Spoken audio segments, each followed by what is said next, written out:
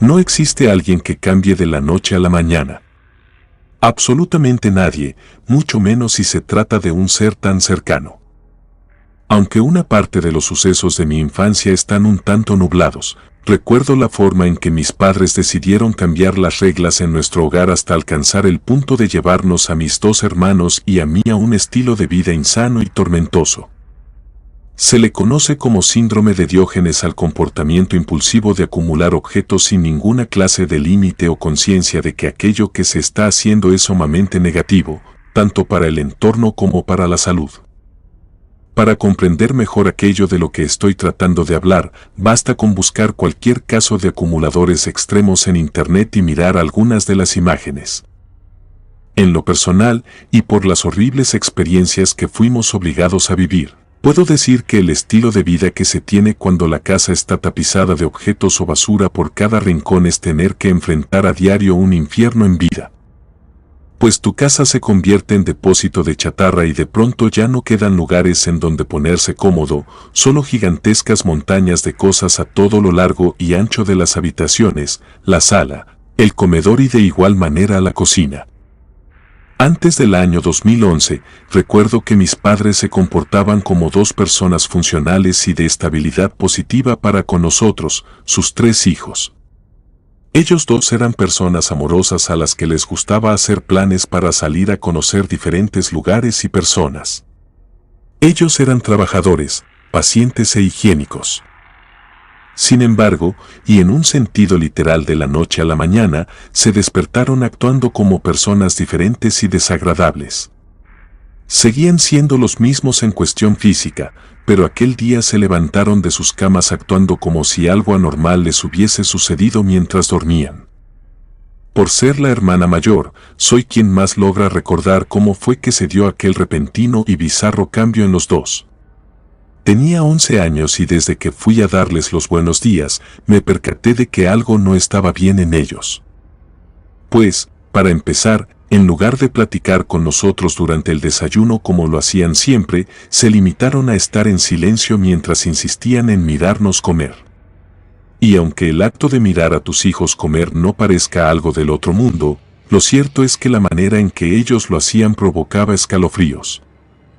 Con sus cabezas ligeramente inclinadas hacia nosotros, nos observaban fijamente llevarnos los alimentos a la boca como si nunca hubiesen estado en un desayuno con nosotros. En el momento en que ya no pude soportar el temor por cómo nos miraban, les pregunté si todo estaba bien. Los dos me respondieron que sí, pero continuaron observándonos de la misma forma incómoda. Ese día tuve que ir a la escuela, y debo admitir que por primera vez no me sentí tranquila con la idea de que mis 2 hermanitos se quedaran solos con mis padres en casa. Pues nunca los vi actuar tan extraño. Esa misma tarde, cuando regresé a la casa, descubrí que habían pintado marcas de simbología extraña tanto en el piso como en las paredes con pintura negra. Mi madre dijo que no era más que una simple decoración, aunque a mí no me lo pareció. Esas pinturas que hicieron en las paredes me hicieron sentir como adentro de una de esas cuevas peligrosas que son conocidas por resguardar secretos y seres extraños. Tantos símbolos en la pared me provocaron incomodidad y, por desgracia, lo que vino después fue algo mucho más difícil con lo cual lidiar. No sé de dónde es que la sacaba, pero papá comenzó a meter muchas baratijas y cosas de segunda mano a la casa que más tarde se fueron acumulando en distintos sitios, formando esos cerros de cosas que caracterizan a los hogares de los acumuladores. Y para el corto pasar de un mes, ya teníamos que caminar entre bultos de ropa, bolsas de basura y objetos de todo tipo en el suelo. No entendía por qué a los dos les dejó de importar tanto el cuidado de la casa. Más estaba consciente de que aquello no era normal. Ahora, mi madre y mi padre nos incentivaban a nosotros 3 a hacer lo mismo que ellos.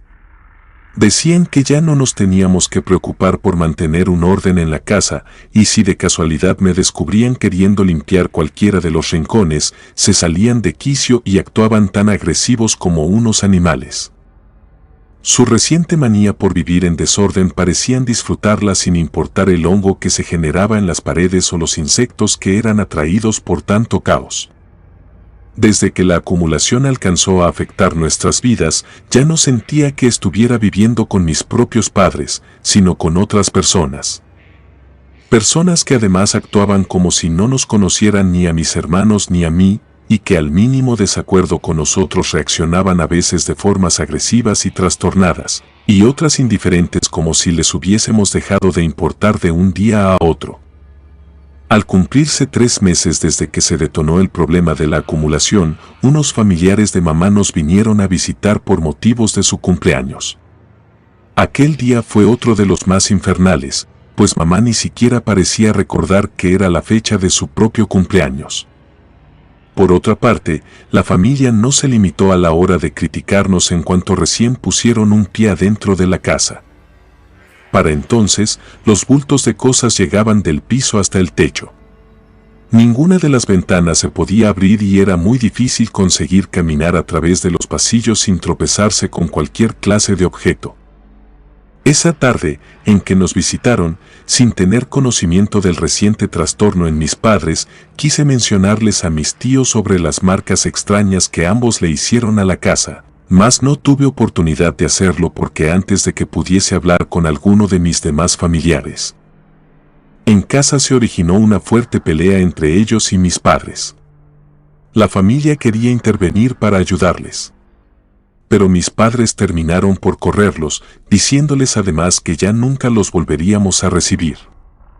Las cosas acabaron tan mal en esa ocasión, que en menos de una hora todas las visitas se fueron, dejándonos de nuevo a mis hermanos y a mí al cuidado de mis ahora trastornados padres. Sin verlo venir, nos quedamos entre la inmundicia del desorden y el abandono de toda la familia, causado por las mismas conductas repentinas de mamá y papá. Y como si no hubiésemos tenido suficiente con el hecho de acabar aislados de la familia, la siguiente cosa que nos hicieron perder fue el derecho de asistir a la escuela, solo porque así lo quisieron de la noche a la mañana. A los 3 nos dieron de baja de nuestras respectivas escuelas, a mí de la primaria y a mis hermanitos del kinder, al que apenas habían sido inscritos. A mediados de año, por cada nueva decisión extraña que ellos tomaban, la crecía más para nosotros, pues ya no me sentía tratada como una hija, sino más bien como un objeto de prueba o una simple mascota. Una vez que quedamos totalmente aislados de la sociedad y la forma en que se movía el mundo normal allá afuera, mis padres implementaron en la casa algo a lo que llamaron las nuevas reglas. Estas últimas consistían en prácticas enfermizas que trajeron para convertir nuestras vidas en una serie de escenas de terror. Dentro de las nuevas reglas nos cambiaron la alimentación, haciendo que ahora nos alimentáramos, que al menos yo no lograba comprender para qué era necesaria. A partir del nuevo cambio de alimentación, en cada noche debían de sacarnos un poco de sangre a los 3, haciendo uso de pequeñas agujas. Una vez que tomaban las muestras necesarias, de diario las juntaban adentro de un frasco que después guardaban en un cajón y posteriormente nos ordenaban que nos fuéramos a dormir. Yo sabía que no era normal lo que ahora estos estaban haciendo con nosotros. Quiero decir, una cosa era que fueran acumuladores o que nos trataran como desconocidos, pero una muy distinta era que de pronto nos quisieran sacar mililitros de sangre en cada noche, como una clase de ritual retorcido previo a dejarnos ir a dormir. En una de esas madrugadas infernales, uno de mis hermanitos se vino a quejar de tener lastimado uno de sus bracitos por el uso constante de las agujas. Por lo que, para mí, aquella fue la gota que derramó el vaso en cuanto a las nuevas costumbres que nos fueron impuestas en la casa. Entonces decidí que me armaría del valor necesario para averiguar qué era lo que ocurría con mis padres y llegaría a confrontarlos tanto como fuese necesario. En esa misma noche en que decidí que ya no iba a soportar más, aguardé a que mis 2 hermanos se quedaran dormidos, para después salir sigilosamente de mi cuarto y asomarme a como pudiera hacia lo que antes era el área normal del comedor. Tantas montañas de cosas hacían que fuera imposible tener en donde ocultarse sin hacer que las cosas se vinieran encima. Por lo que fui muy cuidadosa. Luego de conseguir pasar por el pasillo, escuché que mis 2 padres se encontraban en la cocina. por lo que tuve que acercarme más, a pesar de tener miedo por las cosas que me podría llegar a encontrar. Al asomarme discretamente a la cocina, vi a mamá sacar uno de aquellos pequeños frascos con nuestra sangre de su cajón. Mientras tanto, papá parecía estar desinfectando otro par de agujas. Después de que mi madre colocara el frasco sobre la mesa, este se dedicó a llenar ambas agujas con su contenido. Parecía que por fin iba a saber qué era lo que hacían con aquello que a diario nos arrebataban. Y quedándome en completo silencio, empecé a sentir una angustia insoportable. Aún tenía la sensación latente de que mis padres ya no eran mis verdaderos padres, pero ¿eso en verdad podía ser posible? Me cuestioné. Luego de que aquel par de agujas quedara lleno, los vi tomarse de las manos y entonces se pusieron a hacer una clase de rezo en voz baja. Era como lo que uno hace al dar las gracias antes de comer, solo que de un modo bizarro y para nada grato de presenciar. Al terminar con la espantosa oración, sin aguardar un solo segundo, tomaron la sangre de las jeringas y se las inyectaron a ellos mismos, haciendo de la escena algo todavía más horrible de atestiguar. Los vi a ambos quedarse en una clase de trance, como si el haberse inyectado la sangre de sus propios hijos les hubiese resultado un éxtasis. De pronto, sus cabezas se fueron inclinando cada vez más hacia atrás, hasta donde sus cuellos se lo permitieron. A casi 10 pasos de distancia de ellos, me hallaba aterrada por lo que recién estaba descubriendo, pues no sabía si lo mejor para mí era regresar al cuarto en donde descansaban mis hermanos o aún era necesario que continuara observando las cosas enfermizas que ocurrían cuando nos mandaban a dormir. Al darme cuenta de que ya no me sentía en capacidad como para continuar mirando, me apresuré a llegar de nuevo al cuarto sin saber en qué modo se debía de actuar estando atrapada con mis hermanos y esas dos abominaciones que aseguraban ser nuestros padres, pero que por alguna razón habían adquirido un enfermizo gusto por nuestra sangre. Lo mejor que se me ocurrió hacer fue mandar un sinfín de mensajes pidiendo ayuda a mi tío Eduardo, quien era el hermano mayor de mamá y también quien vivía más cerca de nosotros, quedando aproximadamente a 3 horas en carretera.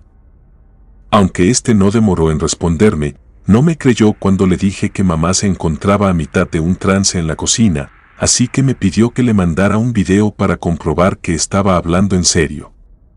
Siendo sincero, me advirtió que no viajaría 3 horas en carretera para que terminara resultando una broma de mi parte. Por lo tanto, a pesar de que no tenía deseo de volver a dirigirme hacia allá, fui con la misma discreción de antes y les tomé videos a los dos, poniendo además suma a la mesa para que en este se pudieran apreciar las jeringas que recién habían usado. En cuanto se lo mandé, dijo que enseguida vendría a la casa. Aunque era probable que demorara más de lo habitual debido a que se encontraba en otra parte del país por cuestiones de su trabajo. Ahora que mi tío más cercano estaba en alerta, parecía que lo único que mis hermanos y yo debíamos de hacer era sobrevivir algunas horas más adentro de ese infierno. En toda la noche no me sentí capaz de volver a dormir, temiendo que estos entraran a nuestro cuarto. Sin embargo, cada tanto volvía a salir para dar un vistazo hacia la cocina y en ningún momento de la noche los vi moverse de ahí.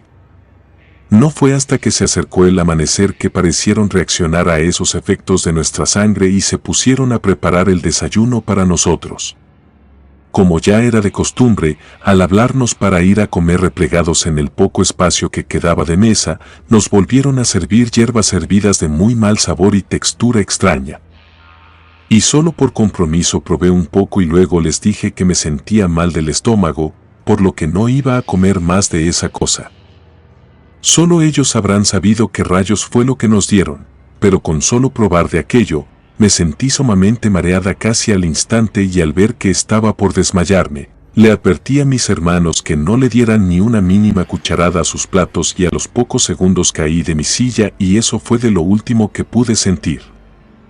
Sin saber cuánto tiempo pasó desde la última vez en que tuve conciencia, reaccioné aún en el piso de la cocina, encima de toda la basura a la que ya estaba acostumbrada. Antes de que volviera a abrir los ojos, sentí como me volvían a sacar sangre con otra aguja. Solo que a mayores cantidades. Cuando dejaron de hacerlo, abrí los ojos y vi a mis falsos padres comunicándose a base de gruñidos.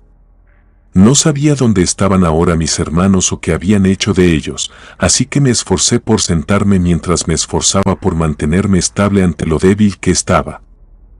Ahora vi que los dos se volvieron a inyectar, reiniciando de forma atroz el mismo trance de la noche anterior.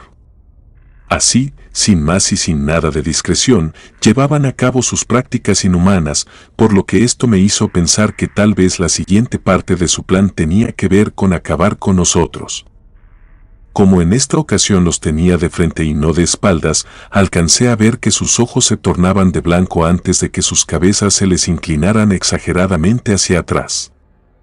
Aprovechando la aparente desconexión en ambos, caminé por los bultos de cosas hasta que encontré a mis hermanos y, afortunadamente, estos se hallaban con bien en uno de los rincones de la casa, pero los dos se veían llenos de horror por lo que recién estaban viendo en nuestros padres.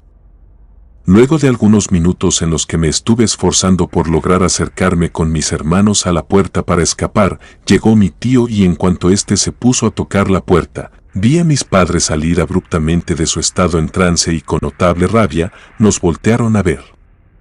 No sé cómo fue que conseguí abrir la puerta con todos los bultos que teníamos en el paso, pero de una u otra manera lo conseguí y mi tío me ayudó a tomar a mis hermanos para que los pudiera llevar a su coche. Mientras me quedaba en el vehículo con ellos y mi tío Eduardo se encargaba de taparles el paso a la salida. Vi a un par de patrullas acercándose a la casa, pues éste les llamó antes de llegar. En cuanto detuvieron a mis padres, no tuve otra opción más que acusar todas las cosas que hicieron y en el orden en que fueron surgiendo.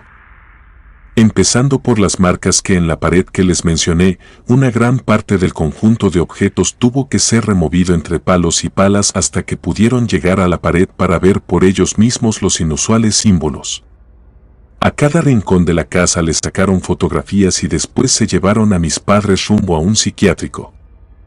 Al verme preocupada, mi tío me dijo que no permitiría que todo se quedara así, ya que él también creía que algo externo había ocasionado tanto mal en mis padres y con lo poco que quedó despejado de las paredes, mi tío solicitó la ayuda de un sacerdote para su interpretación. No conforme con haber tenido que explicar cada detalle a los policías, ahora mis hermanos y yo nos vimos orillados a nuevamente hacer un recuento de los hechos, esta vez para solicitar la intervención de la iglesia en el caso.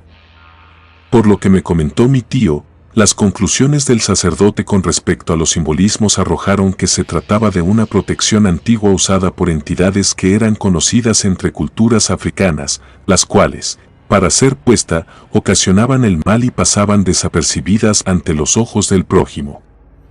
Pero, ¿por qué mis padres habrían actuado de esa manera tan destructiva y abusiva?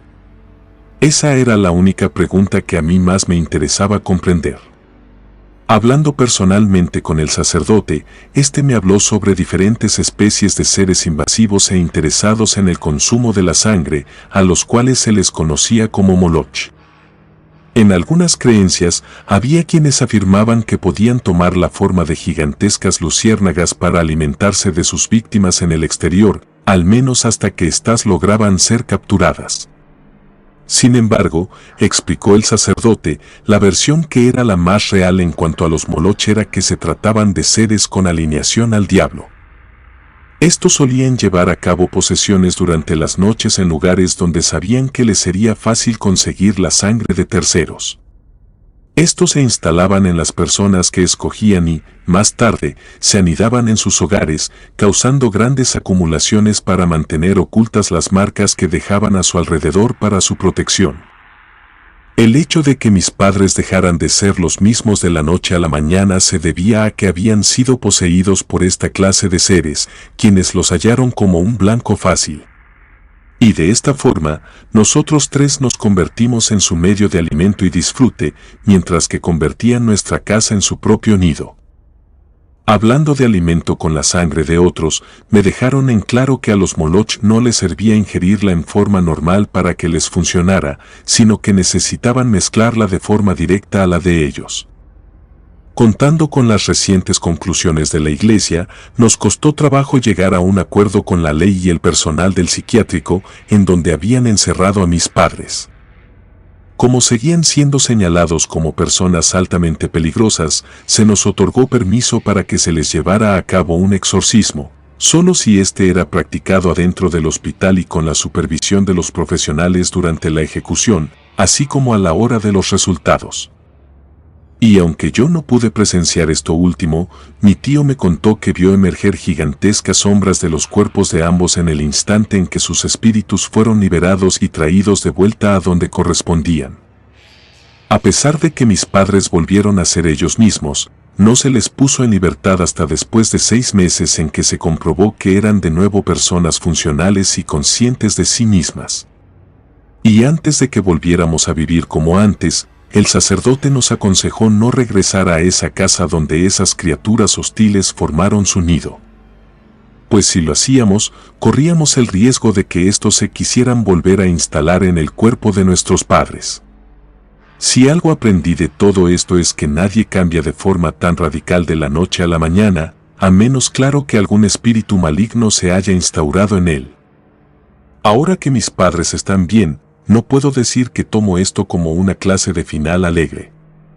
Pues, a decir verdad, aunque sé que no fueron directamente ellos quienes se encargaron de hacernos tanto mal, no hay día en que no cargue con los traumas de aquellas aberraciones de las que fuimos parte. La casa se quedó en completo estado de abandono, con todo y las montañas de artefactos y basura. Siempre que nos vemos obligados a pasar por esos rumbos, mi más grande terror es que el círculo se repita y de nuevo me encuentre viviendo en compañía de personas que no son quienes fingen ser. Y si los espíritus de los moloches están libres por sobre nuestras cabezas, eso quiere decir que en cualquier momento serán libres de volver a poseer a la o las personas de su elección. Comunidad de Relatos de Terror, quiero enviarles un gran saludo y agradecerles por todo el apoyo que le han brindado a este proyecto. Ya somos más de 18,000 suscriptores y nuestra próxima meta es llegar a los 20,000, gracias por todo su apoyo. Si te gustó este relato, suscríbete activando la campanita de notificaciones, de esta manera estarías apoyando nuestro proyecto. Gracias por escucharnos. Relato escrito y adaptado por Dea Martín.